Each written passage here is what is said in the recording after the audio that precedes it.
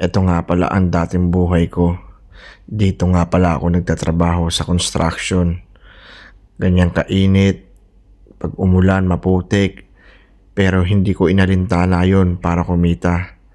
Sabi nga nila, hindi baling magpagod ka sa hirap, wag lang sa nakaw. Katulad ng gobyerno natin sa Pilipinas, sila lang nakikinabang sa pera ng bayan.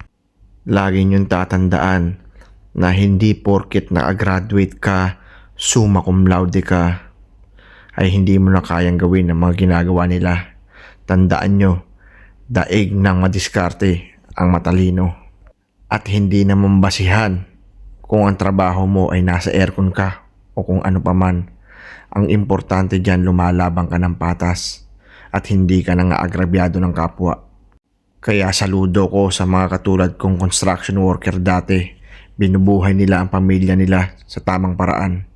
Yung mga panahon na nagtatrabaho ako dito, gusto ko na rin sumuko kasi talagang mahirap, mainit, at saka hindi biro ang trabaho.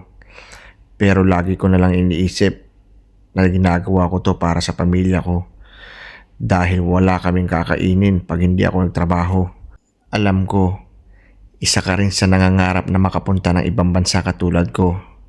Huwag ka mawala ng pag-asa at darating din ang panahon na ikaw naman ang nandito.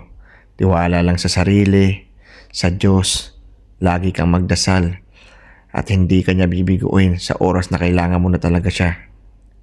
Tandaan mo, hanggat may buhay, may pag-asa. So paano? Hanggang dito na lang nga pala yung aking video. Mag-iingat kayo lagi dyan sa trabaho, mga kasama.